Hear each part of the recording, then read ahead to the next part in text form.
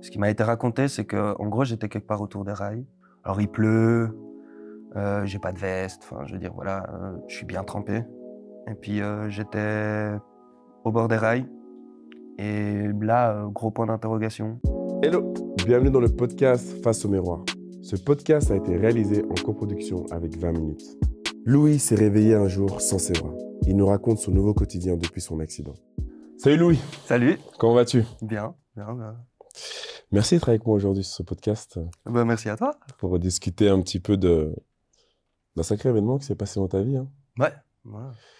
Quand même quelque chose d'assez marquant. Et j'ai envie de te poser la première question. C'est d'ailleurs que j'ai lu, que tu avais en fait dit dans un article que j'ai pu lire. C'est l'important dans la vie et ce que l'on fait des épreuves que l'on traverse. Et ma question c'est, à 19 ans, c'est déjà la philosophie que tu avais? Bah, je pense entre les deux. Enfin, je veux dire, ce qui m'est arrivé, moi aussi, porté à la développer plus loin, mais j'ai toujours été un peu pas tout à fait commun, on va dire. Puis j'ai eu un parcours de vie qui a été un peu chahuté déjà assez jeune. D'accord. Donc, je pense que j'avais déjà quand même une mentalité comme ça. Ouais, j'ai toujours voulu explorer par moi-même, très autonome, très dans l'indépendance, et puis aller me frotter à la vie un peu, voilà, dans toutes ses déclinaisons, le plus dur y compris. Wow. Donc je pense que je l'avais déjà. Après, c'est clair que ça s'est développé encore plus, voilà, avec ce Par qui m'est après. arrivé, et puis avec la suite du parcours, quoi. Ok. Et par exemple, si tu dis, par exemple, je trouve très très fort ce que tu dis, mais quelle épreuve de vie t'as déjà dû affronter avant tout ça? C'est-à-dire, qu'est-ce qui t'avait en fait mis dans cette position de pouvoir voir les choses comme ça, malgré l'impact que cet événement allait avoir sur ta vie? Bah, disons, ça a commencé déjà quand j'étais assez jeune. Moi, j'ai toujours eu des soucis avec le milieu scolaire, D'accord? depuis que je suis très très jeune. Ouais. Puis très rapidement, genre vers mes 11 ans, quelque chose comme ça, j'ai commencé à beaucoup sécher, D'accord. enfin à plus aller à l'école, D'accord. jusqu'à arriver vraiment à des points de rupture scolaire assez importants, D'accord. où voilà, j'ai fait plusieurs écoles, enfin c'était très très compliqué, Ouais. parce que je m'ennuyais très très vite. Et puis en C'est vrai? plus, j'étais à l'école en plein centre de Bruxelles, donc moi autour de moi, j'avais des musées, j'avais les marchés d'antiquités, j'avais plein de trucs que je trouvais beaucoup plus C'est plus intéressants, intéressant que donc l'école, ok? Ok. j'étais toujours en vadrouille, mais ça m'a mis dans des positions un peu particulières à certains moments. C'est clair que voilà, quand on passe son temps dans la rue à cet âge-là, voilà, on rencontre d'autres personnes qui traînent dans la rue aussi. Mhm. Qui sont peut-être des mauvaises fréquentations aussi. Donc, Ou pas c'était des forcément. belles fréquentations. Des Enfin, belles je veux dire, fréquentations. c'était des C'est belles bien de raconter ça. découvertes. Mais après, voilà, on fait aussi des choses qu'on n'est pas tout à fait censé faire tout le Tout à temps. fait. Puis je me suis mis un peu dans des situations délicates. Mhm. Mais j'ai toujours eu un peu cette mentalité où j'aime bien aller faire mes expériences. Et j'aime bien aussi les assumer par derrière. Parce que je trouve que ça fait partie du truc. Ça fait partie de la vie, quoi. Mais Et c'est puis, beau bah, d'avoir voilà. déjà ce recul, déjà, aussi jeune. Franchement, c'est assez Bon, ouais, impressionnant. Hein. ouais, franchement, j'avoue, je l'ai cherché pas mal. Parce que, enfin, mais j'ai toujours été un fan des expériences un peu inédites. Puis, bah, ouais, je suis vite parti de la maison aussi. À quel âge? Bah, pour une histoire d'amour, je suis parti de la maison à genre que bah, j'avais 15 ans. Après une histoire d'amour. Ouais. Waouh! Ok. Ouais, c'était un peu une folie. Bah, je sortais déjà pas mal à cette époque-là. Et Et puis, donc, à 15 ans, tu dis quoi? Tu vas vivre avec cette personne? Vous allez vivre ensemble ou c'est quoi le délire attends, dans ton je histoire, t'explique. là? Bah, en fait, je rencontre une fille avec qui ça clique super bien dans une soirée. Ok. Sauf que je me rappelle plus de son prénom, je me rappelle plus de son numéro, rien du tout. Donc voilà, gros mystère. D'accord. Juste une soirée folle. C'est le seul truc que j'avais dans ma tête. Ok. Et puis finalement, voilà, une chose en amenant une autre, je retrouve son numéro. Et puis on se parle et en fait, c'était une Dublinoise qui habitait en Irlande, qui était de passage juste pour voir la famille. Et puis, bah, comme je sais faire assez souvent sur un coup de tête, je me suis dit, ok, vas-y, premier date, je viens à Dublin. Et donc j'ai été. Et puis je suis pas rentré en fait. T'es resté à Dublin. Ouais, je suis resté à Mais Dublin. pendant combien de temps? Bah, je suis resté 6 mois d'une traite et puis après j'ai fait des allers-retours et tout et puis ça a duré 1 an. T'es Mais énorme, donc toi. sur le coup j'ai lâché l'école, j'ai tout lâché pour aller vivre mon aventure quoi. Et tes parents, ils disent quoi à ce moment-là? Mes parents sont pas, voilà, ils ont toujours été bien mes parents franchement là-dedans. Pour ça j'ai beaucoup beaucoup de chance. ils m'ont toujours dit que ce que je faisais, c'était pas non plus voilà, le plus malin. Mais D'accord. d'un autre côté, ils me connaissaient très bien. Et puis, tant qu'ils me forçaient pas la main, je restais en contact avec eux, je les tenais au courant, parce qu'on avait un très bon contact. Ok. Et ils savaient très bien qu'essayer de me forcer à rentrer à la maison, quoi, ben, ça allait juste faire que j'allais disparaître et puis faire en sorte qu'on me retrouve plus pour quand même faire, voilà, quand même faire ma petite vie. Donc, Oh, tu sais quoi, on vient de commencer, mais ton histoire me passionne déjà, en fait, parce qu'il y a tellement de rebondissements que je m'attendais même pas forcément à tout ça. C'est incroyable. Non, ouais, mais c'était une magnifique aventure. Puis, ben, j'ai rencontré des gens top parce que, ben, voilà, je vivais chez elle pendant un moment, mais elle était de Elle avait le même famille. âge que toi? Non, non, elle était plus âgée. Mais donc elle est toujours en famille, dans un Ouais. cadre familial. Ok. Et puis, elle était de famille, voilà, assez religieuse. Et ses parents n'étaient pas là. Ah, Et quand ses parents sont revenus, évidemment, un garçon à la maison, ça allait compliqué. pas. Mais Ça n'avait pas dû repartir? ouais, mais en fait, je m'étais fait un pote entre-temps. Puis on a vécu dans sa voiture un moment, Waouh! à deux. C'était aussi une expérience magnifique. C'était de la folie. Toi, tu vis la vie pleinement, en fait. Hein. Vraiment, c'est genre, il n'y a pas de difficulté. C'est-à-dire, Ouais, j'aime bien les expériences, quoi. J'aime bien aller vivre des trucs forts. Et puis je me dis que, enfin, il y a toujours une solution quelque part. Enfin, je veux dire, on n'a pas besoin de grand-chose au final. c'est beau, Donc, c'est beau. puis moi, ouais, je suis un amoureux des expériences, quoi. Aller vivre des choses ouais, qui comptent, qui marquent, quoi. Et donc, tu reviens en Suisse quand? C'est à quel Je moment reviens en Suisse, bah, que tu arrives en Suisse, même déjà, en fait, envie de j'arrive. dire. T'arrives? Ouais, parce que moi, je suis parti de Ouais, Bruxelles et en attendant, en fait, mes parents ont déménagé dans l'entre-deux. d'accord. Puis je les ai rejoints, bah, j'avais 16 ans. Et donc, ça, c'est après, c'est une rupture Ouais. qui fait que tu rentres, je pense? Non, Ou même pas, Même même pas? pas. On reste ensemble, je reviens ici, on continue à se voir, où je vais la voir régulièrement. Ok, Et puis, une chose en amenant une autre, voilà, ça c'est. C'était pas ça, mais c'était une d'accord. belle histoire quand même. Et là, tu reprends les études quand même quand tu reviens? Il y a quand même un. Ouais. Est-ce que Louis a évolué à ce niveau-là et qu'il se dit, bon, il faut quand même peut-être que je reprenne les études ou que je fasse quelque chose? Bah, disons que quand j'ai été là-bas, j'ai vite compris que voilà, si je faisais des études aussi, c'était pour moi. Ouais, Donc je reviens, mais j'ai toujours autant de peine. c'est Je veux vrai. dire, gymnase, j'ai pas non plus été le plus assidu qu'on puisse être. D'accord. Après, j'ai toujours eu, voilà, j'ai un peu de chance, j'ai toujours eu des assez bonnes notes. Enfin, je veux dire, je m'en sors bien. Mais Et tu mets ça sur le facteur chance, pourquoi? parce que, bah, enfin, on m'a toujours dit, voilà, face à mes notes et puis comment je réussis, on m'a toujours dit, ouais, mais t'as de la chance, t'as des facilités. Ok. Donc maintenant, Est-ce que c'est de la chance ou c'est juste que c'est comme ça, en fait? C'est aussi. je sais pas, j'ai Tu vois? l'impression que c'est aussi, j'aborde ça un peu différemment. C'est ça aussi. Parce que, enfin, je suis amoureux aussi du fait d'apprendre. C'est clair. Et puis, ça peut être n'importe quoi. Moi, j'aime bien apprendre des nouvelles choses. C'est ça qui me drive. Donc, C'est beau. C'est beau. Alors, tu sais quoi, raconte-moi un peu ce. Est-ce que je peux dire fameux? Disons plutôt le 2 octobre 2013. Ah ouais. Bah, disons que à raconter, j'ai pas grand-chose parce que vu que j'ai pas des T'as pas souvenirs, trop de souvenirs.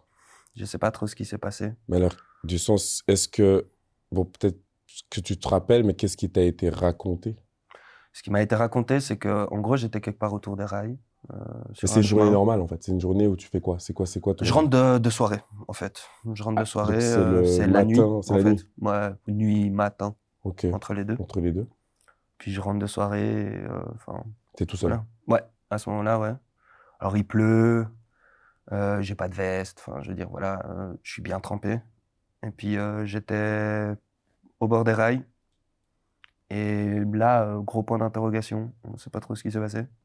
Alors apparemment, je suis pas monté sur un wagon ou des choses du style, parce que c'est ce qu'ils ont réussi à déterminer selon mes brûlures et tout ça. Pour moi, c'était un peu juste mauvais endroit, mauvais moment, et puis.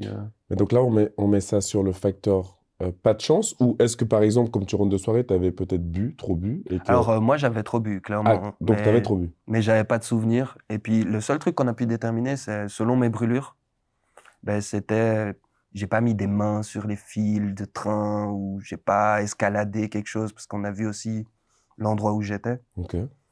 Donc, on sait pas trop, en fait. On ne sait pas ce qui s'est passé. Mais il y a une Non. décharge, tu as été électrocuté, Voilà, 15 000 volts. 15 000 volts, comme Ouais. ça. Waouh.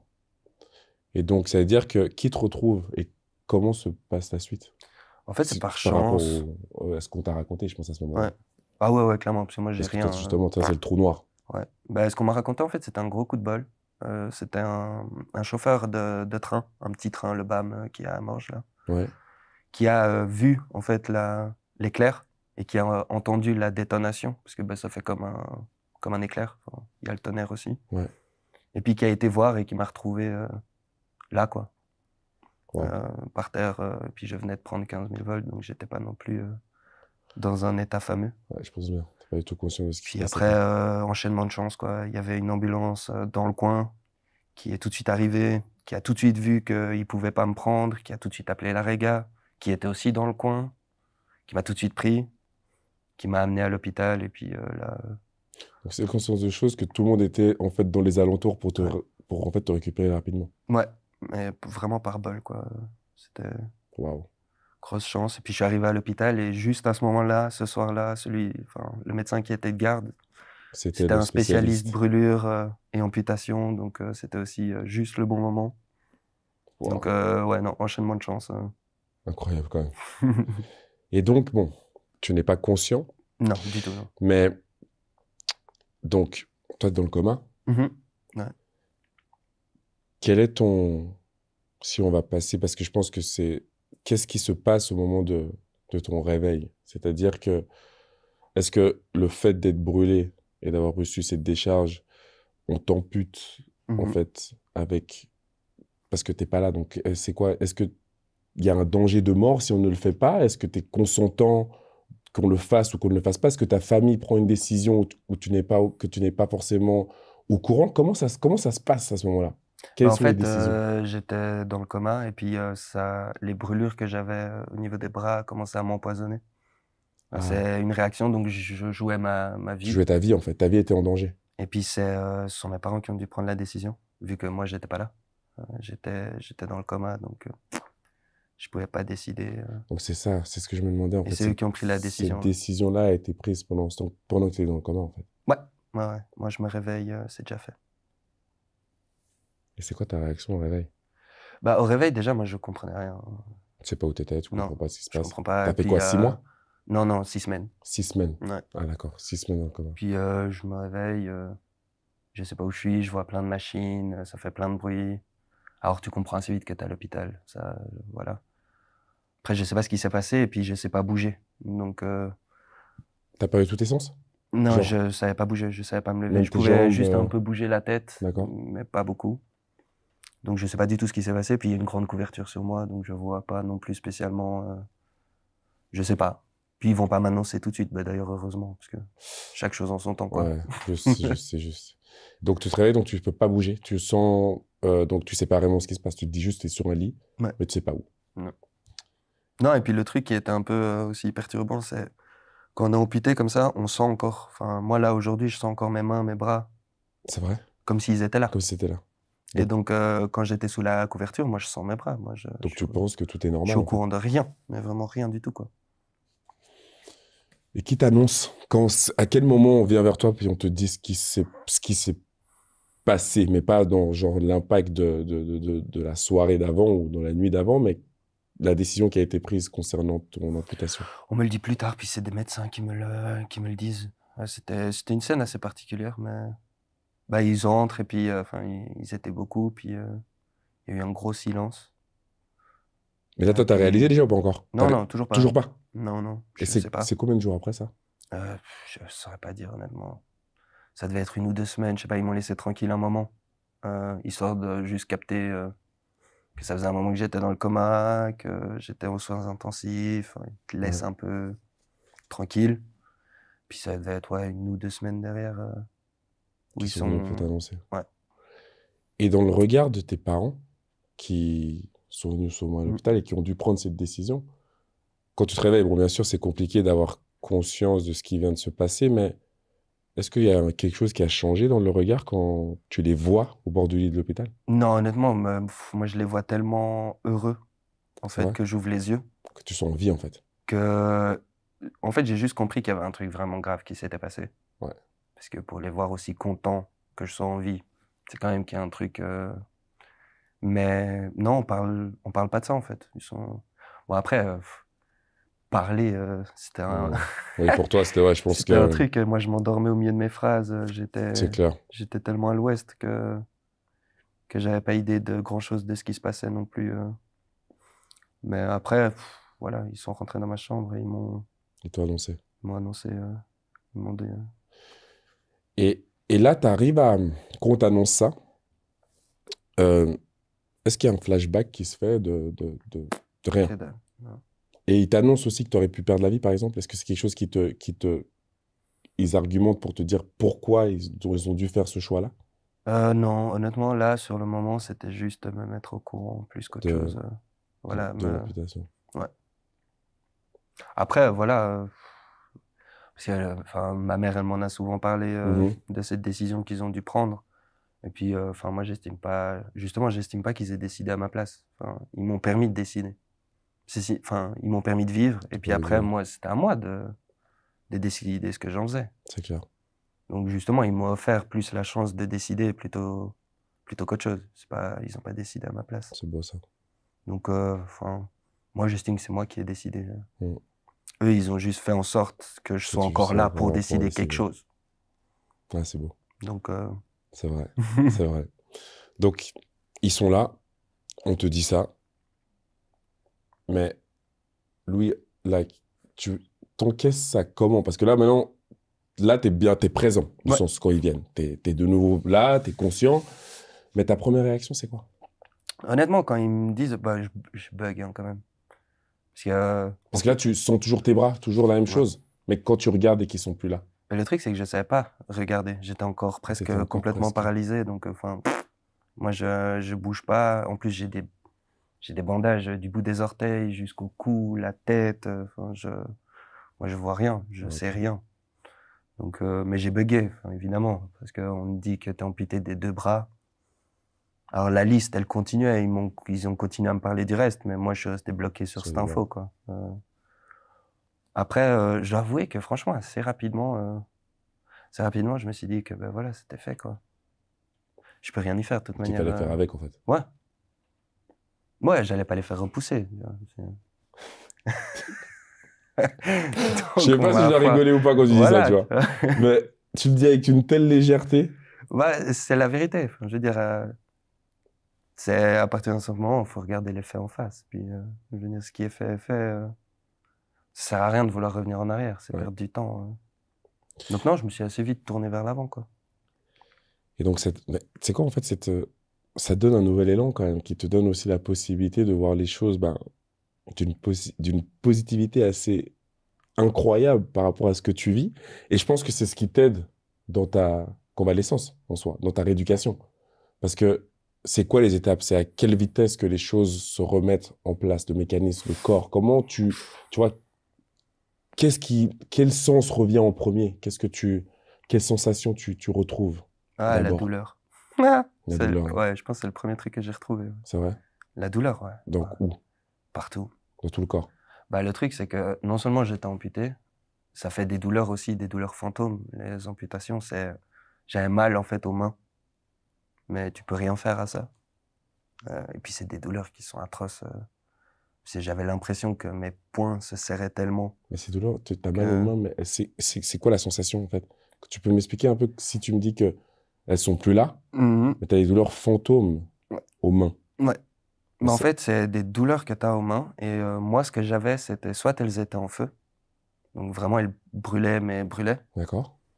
Soit c'était mes poings se serraient tellement fort que mes doigts passaient à travers ma paume, comme ça. Sérieux? Mais c'est ça le truc aussi, c'est que tu peux avoir des sensations qui sont totalement impossibles, mais t'as pas... C'est pas comme si tu pouvais regarder pour te dire non, Ouais, c'est pas c'est clair. vrai. Est-ce que tu as une solution pour les assoupir un peu, pour les diminuer, Alors, sur le ces moment, pas douleurs? trop. Après, j'ai appris à gérer ça par moi-même. J'ai rencontré une hypnothérapeute qui m'a appris des trucs, et puis j'ai continué par moi-même pour gérer ça, quoi. Ok. Mais donc, ouais, non, c'est la douleur qui est venue en C'est la premier, douleur je qui vient en pense. premier. Après, on a vite voulu retravailler la marche, parce qu'ils D'accord? n'étaient pas sûrs que j'allais remarcher un jour. Aussi, c'était aussi un doute, ça. Ouais, parce que, ben, en fait, quand j'ai été électrocuté, le courant a suivi les nerfs des jambes, et il les a cramés Waouh. tout du long. Donc, c'était pas sûr, on savait pas trop. Donc, ça a été le gros travail du début. Ça m'a pris pas Combien mal de de temps? temps. Tu te rappelles? Je pense Les premiers vrais pas, ça m'a pris 6 mois. Vraiment, les pas, monter un escalier, 6 mois. c'était genre 6 mois, ouais. Au début, ça me mettait 2 heures pour m'asseoir au bord du lit, et encore pas tout seul. Et à aucun moment, dans ces moments de difficulté, tu as on va dire une rétrospective sur ce que tu étais avant? Non, honnêtement pas. Pas. J'ai envie d'être honnête et de te dire, ouais, je pense que quand même, j'ai dû avoir des moments comme ça, mais je Moments me de souviens pas. de faiblesse, tu te souviens pas? Non, j'en ai pas spécialement. Pas des moments où je regrette le passé. Des moments où je rage sur la difficulté présente. Ça, oui, bien sûr. Parce que, bah, voilà, je veux dire, mettre 2 heures pour t'asseoir au bord de ton lit à crier de douleur parce que peu importe où on te touche, ça te fait mal. Hmm. Il y a des moments où voilà, tu pètes des plombs. Ça, c'est normal. Mais... Mais après un accident pareil, tout ce qui t'a été dit, c'est quand même aussi une belle victoire de l'autre côté. De te dire que. Ça, c'est le truc qu'on m'a dit plusieurs fois. J'avais autant de chances que ça m'arrive que d'y survivre et que c'était un peu comme si j'avais gagné 2 fois de suite à la loterie, quoi. C'est fou quand même. Franchement, en fait, je trouve toujours. Ouais, en fait, j'arrive même pas à trouver les mots de me dire que en fait, tu peux vivre tout ça et avoir toujours cette positivité, tu vois, du sens où, bien sûr, tu as des moments de doute, comme tu le dis, Ouais, bien sûr. d'énervement, de rage, mais de toujours trouver cette force. Et en fait, ça montre à quel point l'être humain peut s'adapter aux situations, en fait. C'est ce que tu as Ah fait. ouais, non, ça c'est sûr. Pour moi, on peut s'adapter à tout, hein. Mais est-ce que tu avais le choix? Alors là, honnêtement, oui, t'as toujours le choix. Parce que j'aurais pu me laisser mourir. Ça aurait été assez facile d'ailleurs. Ah ouais? Bah, j'étais tellement mal en point que, en soi, si je prenais la décision de juste pas combattre, ben, je pense que ça aurait été assez rapide. Je saurais pas. Mais d'un autre côté, je sais pas, aussi j'avais la chance d'être bien entouré. Je veux C'est ça. dire, Mais tu te bats pour qui? Pour toi ou pour ceux qui t'ont donné la chance d'être là encore? mais c'est ce que je dis tout le temps, c'est que principalement je me battais pour moi. Mais là où j'ai eu de la chance avec mon entourage, c'est que les jours où j'arrivais plus à faire pour moi, Ils te j'avais plus de soutenaient. force, Ouais. ben je le faisais pour eux. Parce que moi, c'était inenvisageable de pas mettre un sourire sur les lèvres de ma famille. Il fallait qu'ils aient le sourire tout le temps quand ils venaient, c'est tout. C'est C'était énorme. ma mission. Donc même quand c'était pas pour moi, c'était pour eux. Mais C'est ça se énorme. faisait. C'est énorme. Et tu passes combien de temps au total à l'hôpital alors? Et t'es où? Presque 1 an à 1 an? l'hôpital. Ouais. C'est à Morges? T'es à Morges, Non, t'es je sur suis Morges? au CHUV. Et Non, t'es au CHUV, CHU. ouais. Donc à Lausanne, en fait. Mhm. Un Ouais, an, ouais. tu fais. Un tout petit peu moins. Genre 10 mois ou 11 mois. Et quand tu sors du CHU, genre, Ah, je vais en clinique. tu vas en clinique. Ouais. Rebelote, non. Pourquoi? Bah, parce que le CHUV, c'était plus survivre, enfin, me réparer. D'accord. Mais après, je devais encore tout réapprendre. J'avais encore plein de trucs à faire. Comme? Bah, tous les actes de la vie quotidienne. Tout. Aller aux toilettes, m'habiller, préparer à manger, je devais tout réapprendre. J'étais comme un fœtus. Et tout ça, justement, sans tes 2 bras. Ouais, ça, c'était le... Mais après, je l'ai vite tourné positivement parce que je savais déjà tout faire. Alors, avec mes bras. Mais j'avais déjà tout appris. Et là, je devais réapprendre. Donc moi, je me suis plus dit que c'était une opportunité de faire mieux. Voilà, de voir d'autres choses, ouais, de réapprendre mais en mieux. Puis de profiter de ça pour faire encore mieux que ce que j'avais pu faire avant. Mais on réapprend comment, concrètement? Parce que ce que tu me dis, c'est frappant parce que je me dis, ok, j'imagine là, moi, aujourd'hui, sans mes 2 bras, Mhm. mais en fait, déjà, je me dis que c'est impossible parce que j'ai 35 ans aujourd'hui, ça a toujours été comme ça. Mais je me dis que toi, on dit tu réapprends, c'est-à-dire de t'habiller, d'aller aux toilettes. Comment tu fais ça? C'est quoi? Si t'as pas de bras, comment tu le fais en fait? Comment tu t'en sors? Ben en fait, il n'y a rien qui est fait pour ça. Donc c'est tout des trucs à créer, quoi. Tu dois tout créer toi-même. Ouais, avec mes thérapeutes, fallait tout qu'on crée ensemble. Parce qu'il n'y a rien de fait pour. C'est tellement rare des C'est gens ça. qui perdent les 2 bras que... Donc on a dû tout inventer. Donc ça a été beaucoup de brainstorming, beaucoup... Mais toi, tu as la force mentale de penser, de te dire en fait, bah, justement, il n'y a rien. et laisse-moi encore inventer des choses pour que ce soit plus facile pour moi et pour d'autres si ça devait arriver. Ouais, bien sûr. Parce que, bon, après, moi, j'ai toujours aimé construire des trucs. Alors là, c'était une porte ouverte sur, voilà, sur plein de trucs marrants en plus Ouais. à faire. Puis de nouveau, méga chance. Enfin, je tombe sur des gens vraiment cool avec qui je m'entends super bien. Et donc, je rentrais le week-end. Moi, je réfléchissais à plein de machines qu'on pouvait faire et tout. Puis, j'essayais d'avoir des plans dans ma tête. Et puis après, je rentrais, puis j'étais avec mon ergothérapeute. Et puis, on mettait les plans sur papier. On essayait, on faisait des prototypes. Et puis, voilà, on essayait, ça foirait, on changeait, on avançait. Et puis t'as avancé comme ça en fait. Ouais, on choisissait un peu les gestes. On se disait, OK, là, on travaille sur quoi? OK, la douche, vas-y, comment on fait? Et puis on cherchait, quoi, jusqu'à ce qu'on trouve. Et comment on fait la douche alors? Bah là, ce que j'avais fait avec eux, c'est, on était parti en fait d'un gros délire qu'on avait eu entre nous. On se disait que j'avais besoin d'un car wash. Comme un car wash, un truc où je pouvais passer, tu sais, puis Et ça me ça se fait frotte avec les éponges et tout. Ok. Tu bouges pas. Et on est parti de là en fait, et puis on a eu l'idée de faire un grand mur d'éponge comme ça avec 3 têtes de douche en haut. Une qui distribue du savon, une pour la douche normale, et puis une qui distribue le shampoing. C'est énorme. Puis ça distribue avec mes genoux. J'appuie sur des leviers avec les genoux comme ça distribue d'en haut, ça tombe sur moi. Et puis C'est je me énorme. frotte contre le mur Mais non. ouais, contre le mur d'éponge, à la balou comme ça, tranquille. Tchic, tchic, tchic. Et le séchage se fait comment? Avec aussi les vents comme ça, comme... Alors on a essayé. Ok. L'essai a été vachement drôle, mais pas très concluant. Ah, vas-y, raconte. Comment c'est passé? T'as volé dans la salle de bain ou bien? Non, on avait mis deux sèche-mains comme ça, que tu peux orienter et tout. Puis j'ai essayé de me sécher avec ça, mais ça donnait des positions pas possibles contre le mur. Je devais me coller comme ça. Enfin, ça voulait rien dire. Donc ça marchait pas. Donc finalement, c'est un peu, Ah là j'ai là, trouvé t'es des énorme. techniques en prenant le linge en bouche, en faisant un peu des contorsions. Et Ah puis ouais. on a trouvé. C'est Donc non, on incroyable. trouve, on trouve. Ingénieur en plus, donc. Alors là, pour le coup, Pour ouais, je le me suis coup, transformé un peu avec mes thérapeutes aussi, parce que putain, Dieu sait qu'ils sont sortis de leur zone de confort aussi, quoi. ouais, j'imagine. J'imagine. Et ça, pour ça, j'ai eu de nouveau de la chance, parce que j'étais avec une ergo, et puis on faisait des machines qui sont pas classiques. Donc, c'est des trucs qui sont compliqués avec les remboursements d'assurance, avec toutes ces dynamiques-là, c'est très compliqué à mettre en place. Et donc, en fait, on s'est allié avec un agent d'entretien de la Ok. clinique, qui était méga bricoleur, qui savait souder et tout. Un grand nounours comme ça, il s'appelait Giovanni. Ok, Giovanni. Il était super chaud.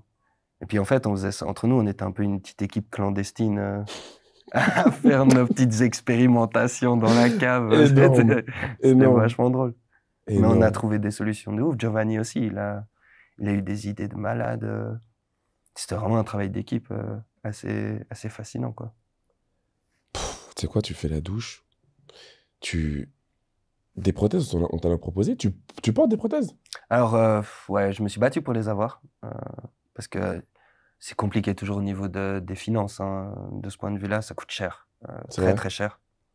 Et C'est quoi ça? C'est l'AI qui devrait prendre en compte ce genre de choses? ouais, mais le truc, c'est qu'ils ont des budgets, voilà, qui permettent d'avoir des choses, mais quand tu rentres dans des cas plus compliqués, un peu comme moi, ouais, les budgets sont pas suffisants. Enfin, je veux dire, Parce que alors, ce serait quoi un budget pour aujourd'hui pouvoir que tu sois complètement, disons, que tu sois comblé, dans le sens que tous tes besoins, toutes les choses que tu as besoin de faire soient couvertes honnêtement, je pense que tu arrives vite à 150, 200 000 par bras, quoi. pour l'année? Non, non, Ah, pour la prothèse, quoi. pour la prothèse. Ah, pardon, la prothèse seulement là. Ouais. Ok. Ah ouais. 150, 200 000 par bras, un truc comme ça. Et ça, c'est quelque chose qui n'est pas couvert par l'AI. Non, enfin, je me suis battu pour essayer d'augmenter les plafonds et tout, puis j'avais 40 000, quoi, pour les deux. Pour les deux. Waouh. Après, enfin, je veux dire, moi, je rentre pas. Là, ils ont fait vraiment du mieux qu'ils pouvaient. J'avais aussi des bonnes personnes en face de moi, mais après, voilà, on fait ce qu'on peut avec ce qu'on a au niveau de la loi, au niveau des réglementations. Puis la loi est toujours une étape en retard. Enfin, c'est toujours un peu compliqué, mais Mais est-ce qu'il y a un sentiment d'injustice quand même? c'est un peu rageant, ouais, quand même, Ouais. parce que il y a des trucs qui sont hyper évolués, mais c'est des prix qui sont juste, voilà, je veux dire, moi, je pourrais jamais payer ça. Puis même. Mais après, voilà, j'ai vite changé de ce point de vue-là, parce que en allant, parce que j'ai quand même fait les prothèses que je pouvais me payer, parce que je me disais, OK, je vais en faire quelque chose, je m'en fous. Même si c'est moins évolué, je trouverai des techniques. Mhm. Mais il se trouve que franchement, quand je vais les mettre avec ma brûlure, avec tout ce que j'ai eu, c'est trop compliqué, ça fonctionne pas. D'accord. Et en plus, c'est hyper contraignant. Parce que c'est quelqu'un qui doit te les mettre, te les enlever. C'est très difficile à mettre. D'accord. Ça doit être très précis. Ça se dérègle assez facilement. Donc, c'est très, très complexe. Et finalement, moi, je me débrouillais mieux sans. Ça devenait plus un handicap, en fait, de les porter. Que de ne pas les porter, en fait. Donc, finalement, j'ai refusé, en fait, auprès de l'AI. J'ai dit Ah, t'as refusé. qu'en fait, je les prenais pas. Est-ce que tu en as fait toi-même? Ouais, alors ça, on s'est amusé avec mon ergo, justement. Encore? À faire une nouvelle Ouais, des trucs. invention? Mais justement, c'est des trucs tout simples, mais qui vont droit au but, qui permettent de faire ce que j'ai envie de faire. Et où je peux les mettre, les enlever moi-même, tout faire, moi. Ok. C'est vraiment, on les a construits dans cette optique-là. Que ça soit hyper fiable, donc pas d'électronique, rien du tout. Et que je puisse les mettre, les enlever, faire ce que je veux. Elle te permet de tout faire aujourd'hui. Tu peux... Alors, je peux cuisiner, je peux dessiner avec, je peux faire beaucoup de choses. Même si au jour d'aujourd'hui, avec la vie que j'ai, voilà, je peux pas prendre le temps. Parce que je peux tout faire, mais ça prend passablement plus de temps. Mhm. Et donc, si je faisais tout moi-même, ma vie se résumerait à ça. Plus qu'à ça, en fait. Or, moi, j'avais d'autres projets et tout, donc mais c'est pour ça que je suis aussi accompagné par une assistante qui est avec moi. Parce que, voilà, je peux pas tout faire, Mhm. Tout ça. c'est pas possible. Et ces assistantes, elles sont avec toi tout le temps? Ouais. 24 heures sur 24? Non, non, quand même. Le soir, tu Le es soir, je tranquille. suis... ouais. Et il est comment, Louis, madame? Horrible. Il est comment? Il Affreux. est terrible, c'est vrai? Affreux. Il a l'air en tout cas comme ça. On passe. En tout cas, j'ai l'impression que c'est beaucoup de positivité et des moments en tout cas qu'on peut passer vraiment du bon temps avec lui. On s'ennuie pas. On s'ennuie pas, quoi. Ah, c'est bien, c'est beau d'avoir. Oh oui. C'est beau ça, c'est beau. Donc, ces prothèses aujourd'hui, ou je vais dire même cette nouvelle vie que Ouais. tu dois entreprendre, hein, parce qu'en soi, tout change. Mhm. Tu me parlais de la douche. Qu'est-ce que tu as dû faire, même encore avec ton pouvoir et ton idée on va dire, d'ingénieur et avec ton groupe, pour que, en fait, la vie soit plus simple pour toi? Parce qu'on parle de la douche, mais il y a plein d'autres choses encore que tu as dû adapter. Il y a, voilà, les trucs genre, gros point, aller aux toilettes. Voilà, Ça, aussi, clairement. Ça a été totalement. un des premiers trucs où on s'est attaqué à ça. Totalement. Alors là aussi, on a construit un truc qui fonctionne bien. Il y a s'habiller. Ça aussi, on a beaucoup travaillé dessus. Et ça, tu le fais tout seul, maintenant, aujourd'hui? Alors, ça dépend. Franchement, je peux le faire tout seul, mais de nouveau, par souci d'efficacité. Et puis, Exactement. parce que je peux, mais enfin, ça me prend un temps. Il faudrait que tous mes accessoires soient en place. Or là, en plus, voilà, je suis en rénovation chez moi, donc j'ai pas grand-chose qui est en place. Enfin, c'est un peu compliqué. Tu retapes tout? Donc, ouais, on est en partie en réno. Donc voilà, c'est toujours l'ambivalence. C'est que Ouais. j'ai construit beaucoup pour me débrouiller.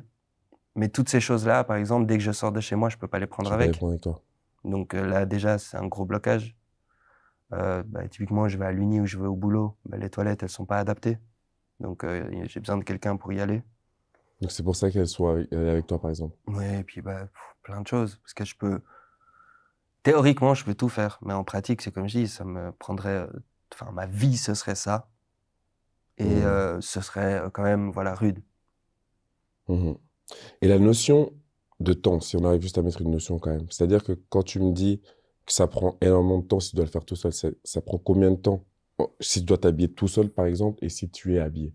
C'est quoi la différence de temps? Disons que, tu sais, si je m'habille avec quelqu'un en 5 minutes, c'est plié. D'accord? Ça, je veux dire, c'est assez rapide. Ouais. Tandis que si je m'habille tout seul, tu comptes plus 20 minutes. Facile. Comme si- 20 minutes, bien sué, Mhm. des petites positions de contorsionniste et quelques petits coups de freestyle plus tard et on y est, tu vois. Parce qu'il y a toujours des imprévus.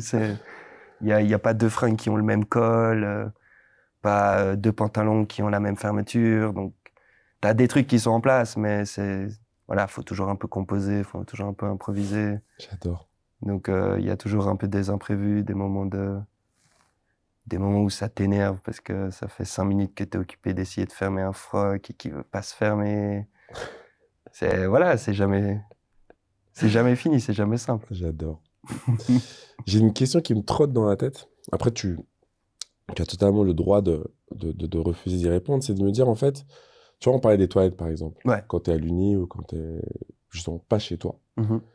Et bon, alors si je pense que je me trompe pas, mais c'est-à-dire que la personne qui est avec toi, l'assistante, ben, va t'essuyer ou t'aider à te nettoyer. Ouais, bien sûr.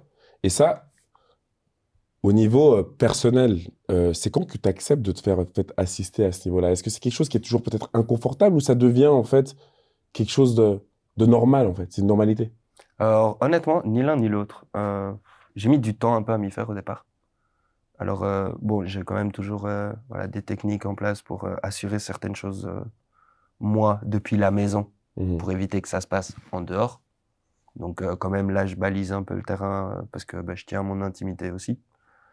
Mais après, honnêtement, c'est pas normal parce que ça reste toujours quelque chose où, voilà, c'est pas comme ça que c'est fait habituellement et tout le monde le sait très bien, moi y compris. Tout à fait. Mais d'un autre côté, c'est pas du tout inconfortable parce que, enfin, moi, je sais pas, j'ai appris à être assez à l'aise avec ça et puis tu ressens vite en soi que si toi t'es à l'aise, les gens avec toi sont à l'aise aussi. Et donc, quelque part, voilà, ça devient assez naturel et t'y vas, quoi. Tu te poses pas de questions, je veux dire. Et ce qui est frappant chez toi, c'est que j'ai l'impression que et ce qui est tout aussi beau, c'est que tu continues à vivre, en fait. Et je pense que, est-ce que le regard des autres, par rapport au fait que tu sois amputé des deux bras, a pu être un poids à un moment donné dans ta vie ou c'est toujours quelque chose que tu as totalement assumé? Ah non, il m'a fallu quand même un petit temps. Parce qu'à l'hôpital, au début, j'avais un peu de peine quand même. Ouais. Ouais, parce que je pouvais pas marcher encore, donc j'avais un fauteuil électrique, comme ça. D'accord. Oui, c'est avec juste un joystick Ouais.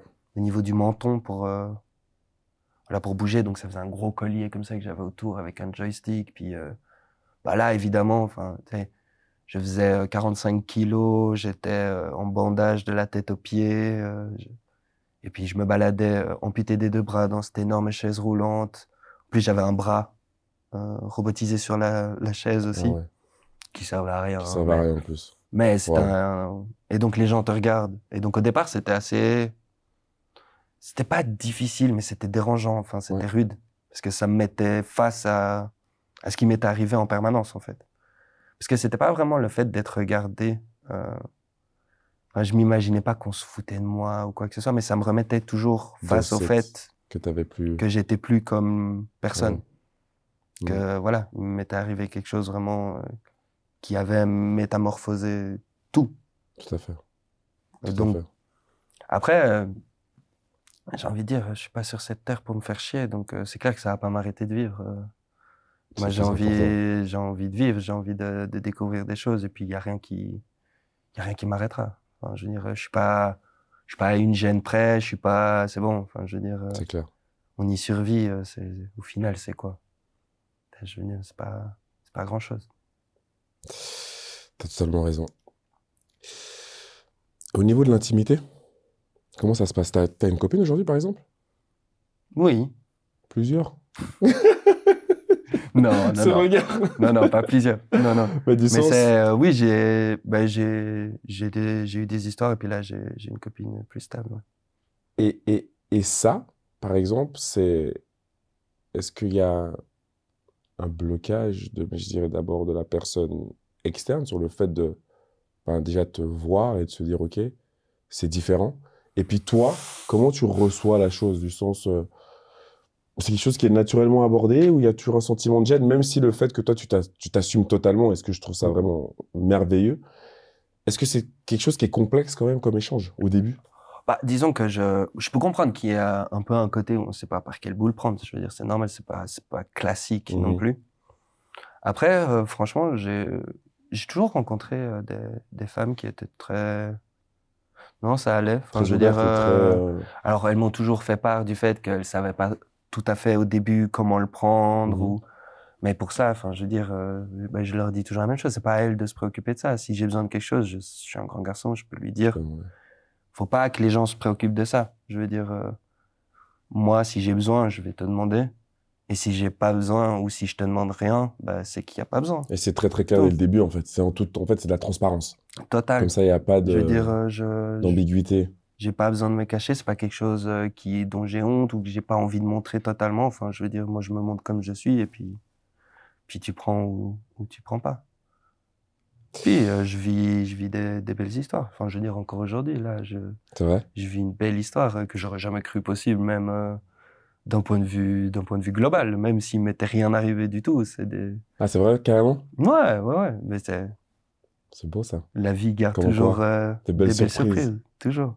C'est cette philosophie qui est la tienne depuis tout jeune qui fait que tu as de la chance.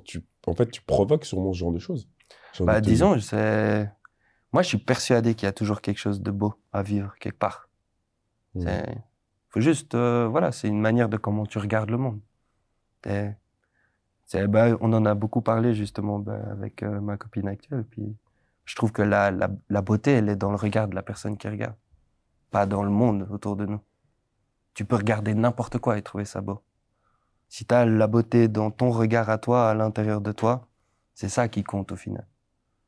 Ouais. Après, voilà, ce qu'il y a à l'extérieur, ça vient accentuer, ça vient donner encore plus matière à. Mais la beauté, avant tout, elle est dans ton regard à toi, quoi. C'est poétique, hein. Franchement, c'est tellement beau ce que tu dis. Non, mais c'est vrai en plus. Tu as totalement raison. Tu as entièrement raison. Et, et ça fait du bien d'entendre en fait des choses comme ça d'une personne qui a vécu en fait ce que toi tu vis en fait. C'est ça en plus qui a beaucoup plus d'impact, tu sais. C'est-à-dire que je pourrais être assis avec quelqu'un ici qui a une vie totalement, on va dire, normale, qui a pas eu d'accident et qui me dirait ça, bah, en fait, ça aurait peut-être sûrement moins d'impact. Mhm. Parce que tu as traversé tellement de choses en fait.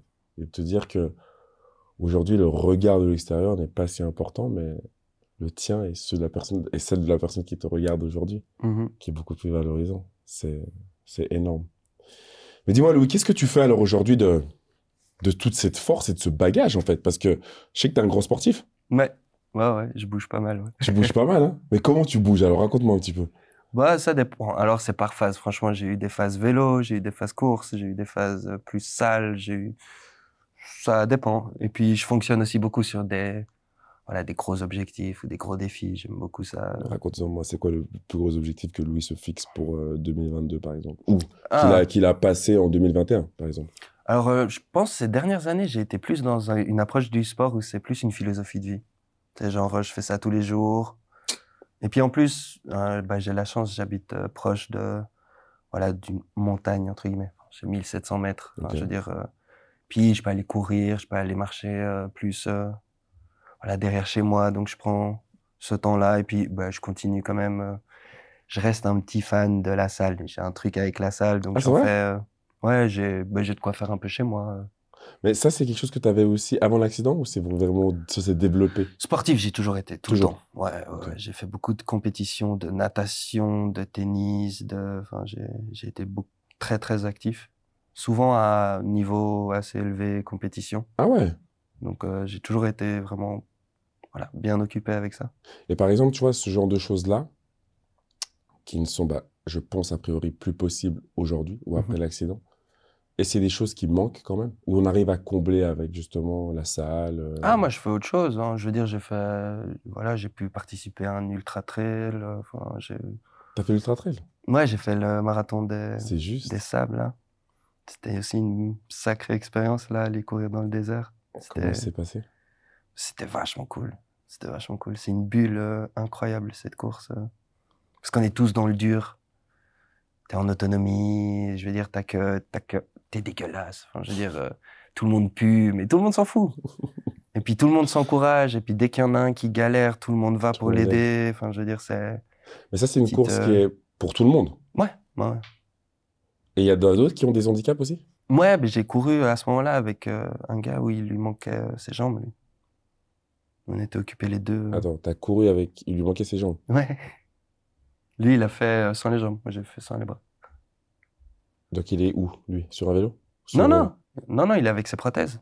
Et il fait la course, mais avec ses prothèses. Ah, wow. Ouais, ouais. Et ça dure combien de temps? C'est sur 6 jours. C'est 250 bornes. Oh, c'était garé, hein. Puis c'était trop drôle parce que on s'encourageait toujours les deux. Parce qu'on se croisait, parce qu'on n'allait pas au même rythme, donc souvent on se croisait. Et puis on se disait, putain, tu m'impressionnes, mec, comment tu fais comme ça? Et puis lui, il était là, non, mais c'est toi, regarde, et tout. Mais cette force, lui, tu la trouves où, concrètement? Parce que t'es dans le dur, comme tu dis, il y a plein de choses. T'as vécu le dur aussi, mais de te dire de te surpasser encore et encore et encore et encore. Est-ce qu'à un moment donné, on est fatigué quand même?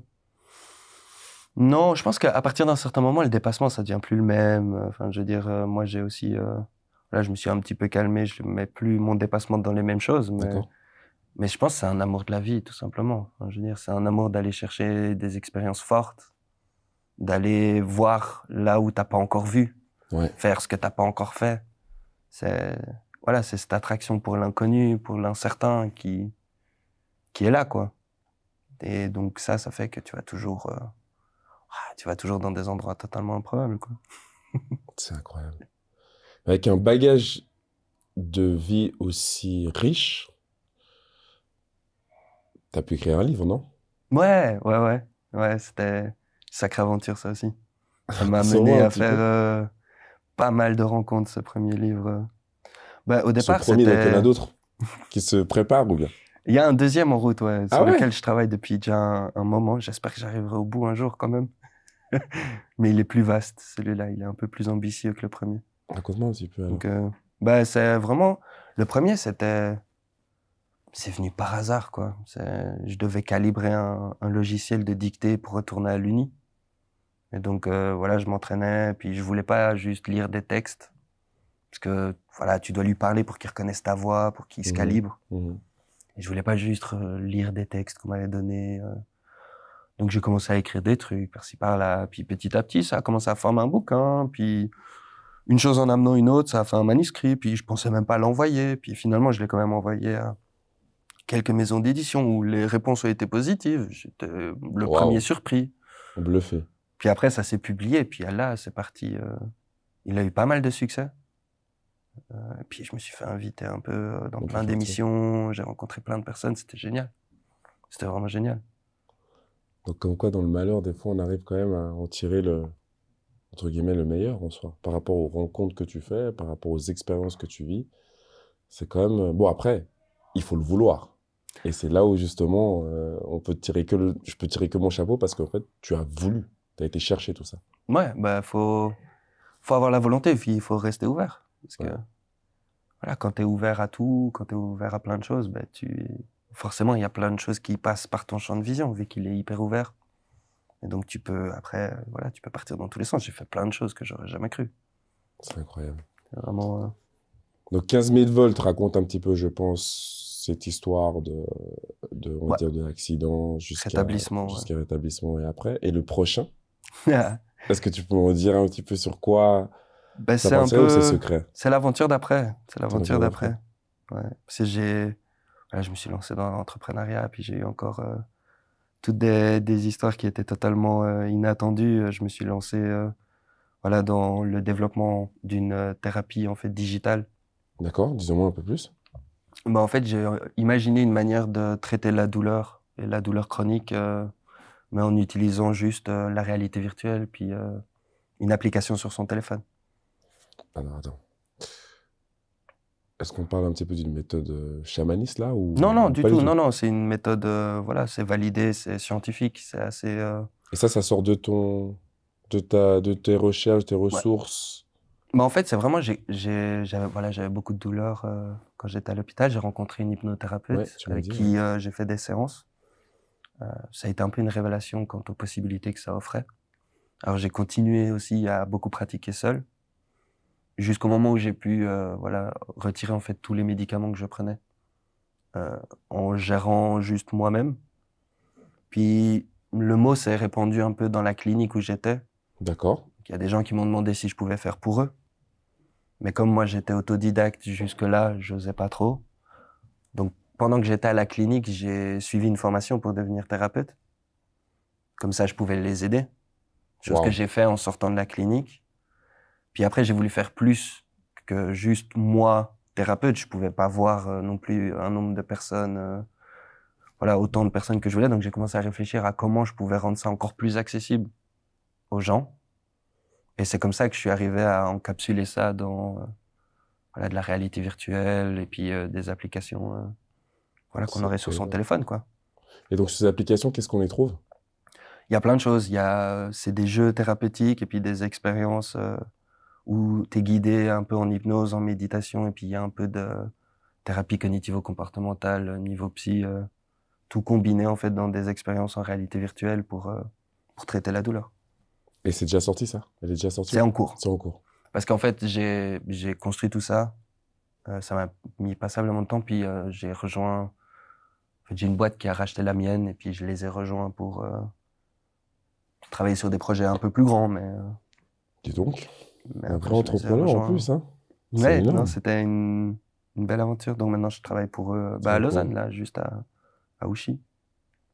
Puis c'est aussi une belle aventure. C'est fort. Si je reviens vite sur donc sur ces dons, on va dire ces capacités, ça veut dire qu'aujourd'hui, c'est quoi? C'est des douleurs chroniques que tu peux soigner, on va dire, un petit peu? Ouais. En fait, le but, c'est vraiment d'accompagner les personnes pour leur apprendre des capacités qui vont permettre que eux, quelque part, annulent leur douleur ou la gèrent encore mieux qu'avant, fassent en sorte qu'elle soit moins forte, moins handicapante, qu'ils apprennent à danser avec elle, en fait, pour en faire quelque chose plus qui les restreint dans ce qu'ils peuvent faire, ni qui est désagréable ou qui fait mal. Mais on parle de douleur chronique, genre, ou comme tu disais, par exemple, de sensation de brûlure, mais on parle aussi peut-être, je sais pas, de maladie, ou c'est quelque chose, c'est quoi comme type?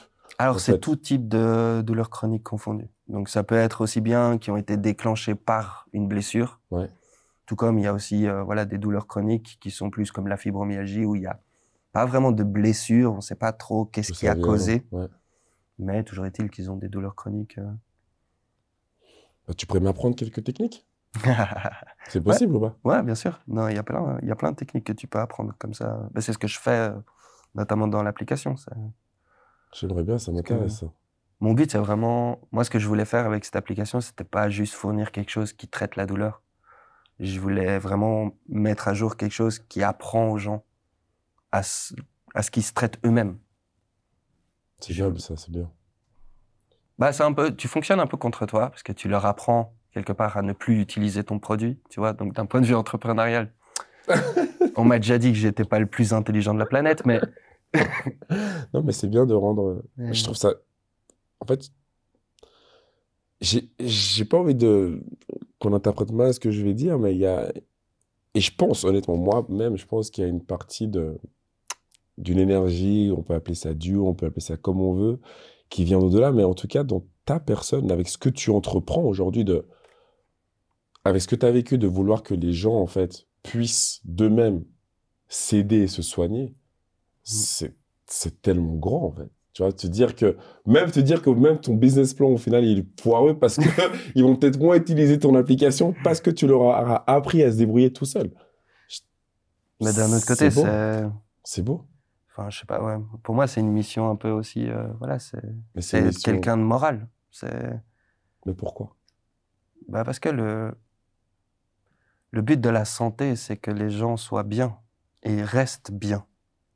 C'est ça, quelque part, la santé, c'est ça, la médecine, c'est faire en sorte qu'ils aillent bien, mais qu'ils le restent, qu'ils aient le bagage qu'il faut que pour être bien dans leur vie d'un point de vue général. Donc, quelque part, c'est ce qu'on leur doit quand on dit qu'on travaille dans la santé ou qu'on veut faire quelque chose là-dedans. C'est les porter plus loin. C'est pas juste mettre un petit pansement sur une jambe de bois. Et en plus, j'ai envie de me dire à qui faire plus confiance qu'à une personne qui a vécu tout ça et qui s'en est sortie, en fait. C'est ça aussi. Bah, moi, des fois, il n'y a pas besoin de diplôme, tu sais, ou de choses comme ça pour en fait avoir quelqu'un qui te raconte des choses qui sont vraies, qui les a vécues lui-même, parce que tu les as vécues sur toi.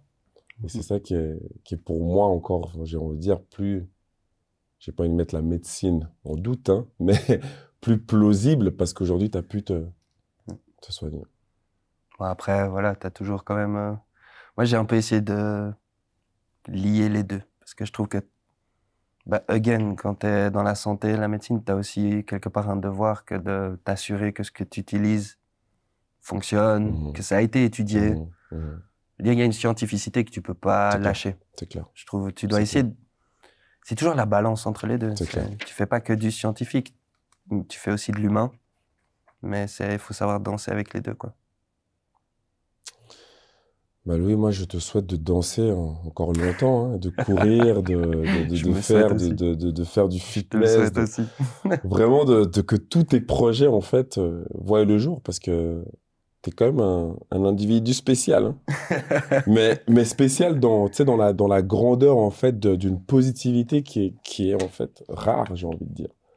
Tu sais, et ce que j'adore et ce que je me rends compte de plus en plus, c'est qu'ici, je reçois des gens qui ont vécu, entre guillemets, on va dire, le martyr, tu vois. C'est-à-dire que quand tu vois la situation en elle-même, tu te dis, boah, c'est chaud quand même.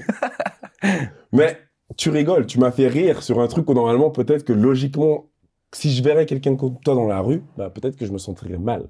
Ouais. Tu sais, ce ressenti, en fait, j'ai pas envie de dire que c'est de la pitié, mais on est en fait un peu aujourd'hui dans un truc où quand on voit une personne qui est pas comme nous, on se dit... ça doit être un peu compliqué parce que c'est pas une normalité. Mais toi, tu viens de mettre une grosse baffe à tout ça parce qu'au final... disons que la différence pour moi, c'est une sagesse. Parce que c'est vraiment... Et moi-même, j'ai appris ça hein, quand j'étais en clinique et puis que j'avais... Voilà, il y avait de tout autour de moi. On avait des tétraplégiques, des paraplégiques et puis tout type de handicap.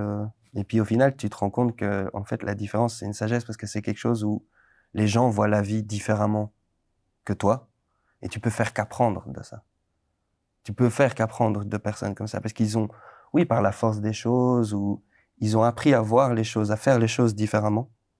Et quelque part, si tu vas leur parler, tu peux faire qu'apprendre. Ils ont une sagesse, en fait, qui est sans borne. Et je pense que c'est valable pour tout le monde. Parce qu'on a tous notre petite différence, on a tous notre petit truc.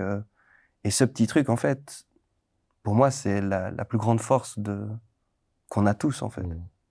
Et quelque part, ça devrait être sujet à une curiosité, oui, mais pour apprendre. C'est sûr. Non, mais c'est totalement ça. Et tu sais, là, avec ce que tu viens de dire, j'ai encore un truc qui me vient à la tête, à l'esprit, c'est de me dire, en fait, si tu devais... C'est peut-être stupide ce que je vais dire, mais si tu devais choisir, parce que tu me dis, tu as des tétraplégiques, tu as des gens qui ont plus de jambes, mais les bras... Ah, les bras, c'est chaud. C'est chaud quand même. Ouais. Tu vois, quand je réalise là maintenant, je me dis, de plus pouvoir manger, de plus pouvoir me tenir et plein d'autres choses qui vont avec, écrire, tu vois, même prendre un livre ou serrer une personne dans les bras. Tu vois ce que je veux dire? Quand je pense à ça et je me dis, tu vois, par exemple, moi, t'as pas encore d'enfant, je pense. Non. Mais si tu devais en avoir... Ce qui va venir, je pense. Et c'est tout ce que je te souhaite. Mais c'est-à-dire que cette approche physique... Tu l'as quand même. Tu l'as autrement, mais tu l'as quand même. C'est vrai. Non, franchement, dans mes histoires d'amour, j'ai une proximité... Parce que moi, je suis très tactile en plus. Je suis quelqu'un d'assez câlin, en plus, de base. Donc non, c'est pas un problème. Et même, bizarrement, beaucoup des femmes avec qui j'ai été m'ont dit qu'elles sentaient mes bras. Elles savaient quand je les prenais dans les bras. Même si ça se faisait pas, comme tout est là et comme ça se fait quand même, c'est comme si c'était là. Peut-être j'ai envie de dire que ton énergie les envoûte, en fait. Ils entourent et puis tu les serres tellement fort qu'elles veulent plus s'en passer. Donc non, je pense que ça t'ouvre d'autres portes. C'est une autre, c'est une autre proximité, c'est une autre affection, mais elle reste là. Et puis je pense que même si, si un jour j'ai la chance d'avoir une famille à moi ou quoi, il y aura tout ce qu'il faut. Ce sera juste pas comme tout le monde. C'est énorme, Louis. Merci beaucoup pour ce témoignage exceptionnel. Merci à toi. Franchement, c'était... Faut que je m'en remette. C'était énorme, énorme.